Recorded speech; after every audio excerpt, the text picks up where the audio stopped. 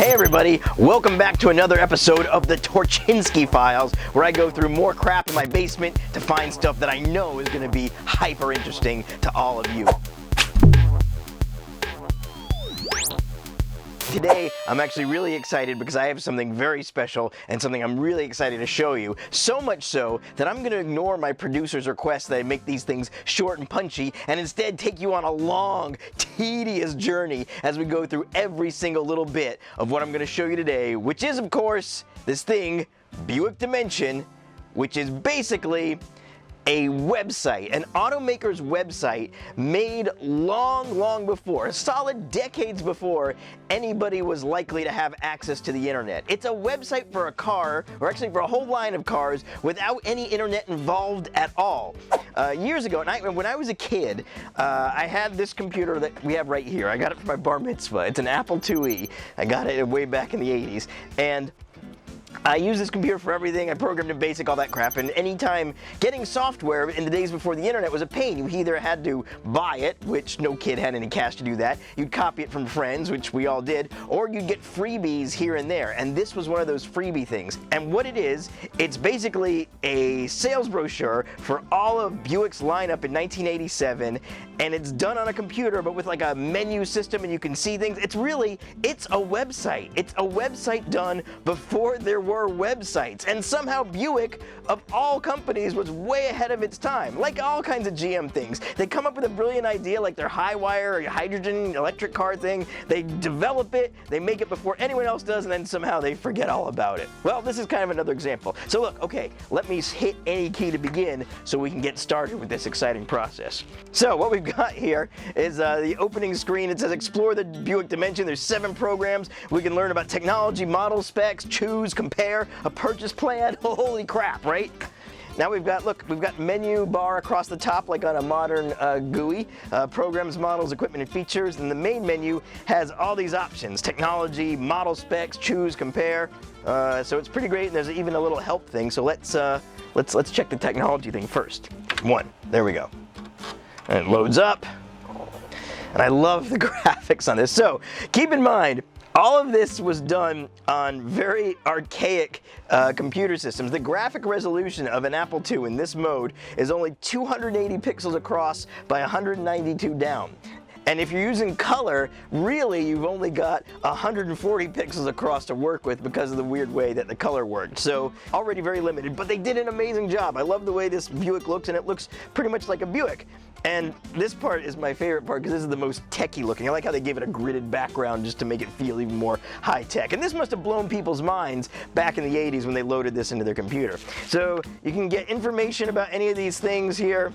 Let's see, hit I, and it just basically says welcome to the technology demonstrator, but let's look at some of the details, like the engine. So look at this. So we go to a clear view of the car, and we can see the engine. It's clearly a transverse V, probably a V6 for Buick engine right there. It's actually pretty nicely done. These things look good. And if you think that's not enough, I want more detail. I want to know more about this engine. Okay. Look, here's a cutaway diagram of the engine, and it's animated. So we got a V6 engine, so we just see the engine itself. We can get information on the engine as well. We push I, and it loads up, and it tells you they do 4-cylinder turbos or V6s. I guess they're just showing the V6. They didn't have enough room, I think, to show every possible engine configuration. But we've got the fuel injection system you can see, and if you're feeling really saucy, it's got the whole turbo setup you can see on here. And I like when you do the turbo, you get, the animation actually includes, I think, either the sparks firing or the fuel going in, maybe to show that it's exhaust gases going and driving the turbine. I'm not exactly sure, but you get a little bit of extra detail in there. And it's kind of fantastic. I love it. And then, of course, the transmission. They were very excited. They were starting to make front-wheel drive cars at this point. That was still relatively new, so they make a big point to show you it is a front-wheel drive car. You got nothing going on here in the back. All right, here, let's keep looking at some of this stuff because it's fun. So there's some of the technical stuff. We can look at the interior. Okay, so the interior, this was one of my favorite parts as a kid, and I'll show you why. So the interior, they give you an overhead view of the car, and then you've got a little, nuclear family. You got mom, dad, dad, mom, kid, dog, suitcase. So you can pick who you want to have in the car. So we put, let's put dad in there, and dad sits down. Throw mom in there, kid, dog, throw the luggage in there. But what makes this fun is you can make the dog drive. Look, the dog's driving. Now we got 2 dogs. You can just say, let's just load the car up with dogs. Now it's just all dogs driving around. Dog, let the kid drive and drive around 3 dogs. It's, you know, this is the best time. It's no fun to put the parent in the seat. You want dogs. Okay, so one of the big things that Buick was known for in this era, speaking of computer stuff, is they were getting really big into digital dashboards. So you had your basic digital dash, which is the standard, you know, like 7-segment numbers. It was a digital dash. A lot of cars were using it at the time.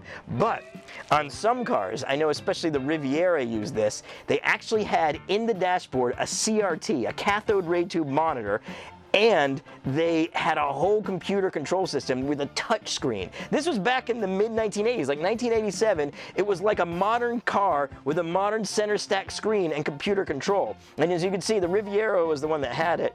And you can see it lets you flip through all the screens that this system used. And the screens are, you know, you had like your radio, you had your climate control all in there, you had tachometer, oil, voltage, temperature, all these gauges. Look, you could see your MPG, it showed you your range. And back in the day, this was actually a pretty big deal. Trip computer, trip data, average fuel economy. This was all pretty damn cool. And if you ever see one of these cars, seeing that CRT right there, the green screen right there in the dash is just an amazing thing. So again, they showed you everything. And the resolution of that green screen CRT in the cars probably couldn't have been that much better than this, because I remember what the graphics looked like and it was pretty damn close to that. It's amazing. All right, let's see what else we got. And, oh yeah, the suspension. Oh, this one's good because I really like so you get this nice diagram of the coil spring independent suspension. Independent suspension, again, kind of a big deal at the time.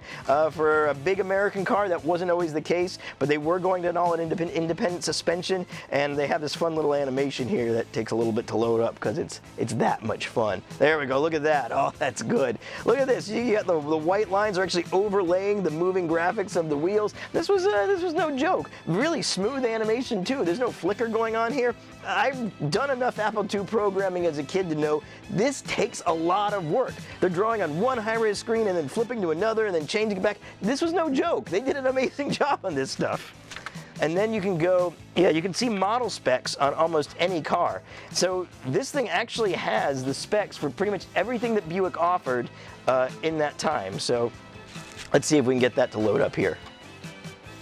This is how slow discs were. Okay, you should press M to select the Buick of your choice, and you get a big model list. As you can see, the Riviera T-Type 2-door coupe, that was their most expensive car at the time. $22,181, which in our dollars comes to about $51,600. So these weren't cheap cars. Even the cheapest car, the Skyhawk custom 2-door coupe at $85,222, that comes to about $19,818. So, I mean, these were Buicks. They weren't really entry-level cars. These were not cheap. And let's see what we got here. There's one here that's actually the one everybody's probably interested in is the Grand National. You got the Regal Grand National Coupe, so we'll pick that one as our option. That was a $15,000 car. Probably comes to about 35 to 40 grand today, if I had to guess, something like that. I don't know. We can look it up and put it on the bottom of the screen. Let's see. So let's do that. So that's our model, and then.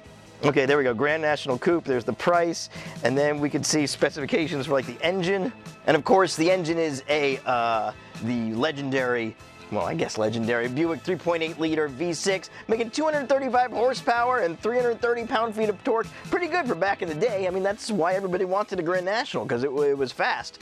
And you can also look at other details, like if we look at equipment, you can see like the standard equipment, the alloy wheels, AM radio, 4-speed auto, air conditioning. It came with a fair amount of stuff, the Grand National. I mean, you weren't messing around with that.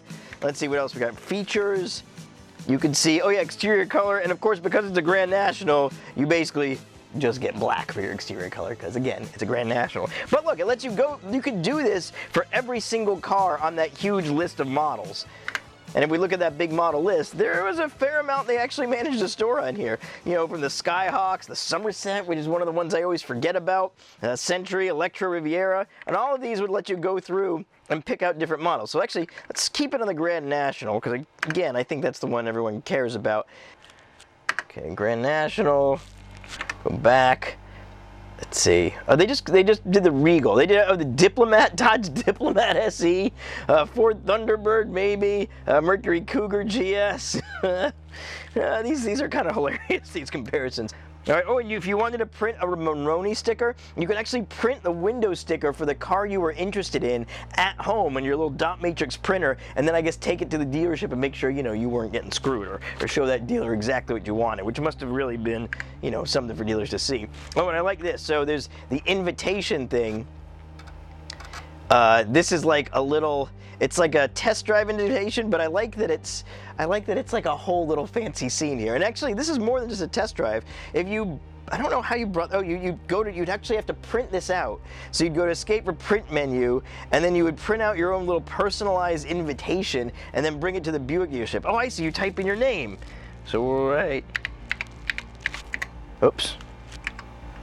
Can you delete? Yeah, there you go, Torch. Can I put an exclamation point? No. Look, so I should save this in case I go to a time machine and I end up in 1987. I gotta figure out how am I gonna get around. If I just have this wadded up in my pocket, printed out, I can have a Buick for a day. I can tool around in the past in a Riviera like a freaking king.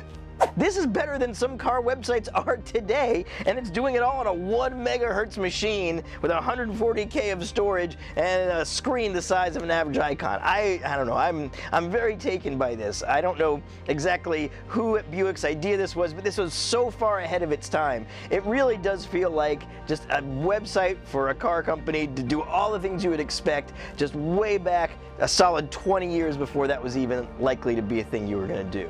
Maybe 10 years, but still a good number of years. So again, yeah, thanks again. I appreciate everybody being patient walking through all this stuff, but I think it was worth it. And stick around because, you know, we'll do another episode coming up soon. We'll have more fun crap I dig up out of my basement. So again, thanks for watching. 1 second, sorry. I'm wasting valuable footage time.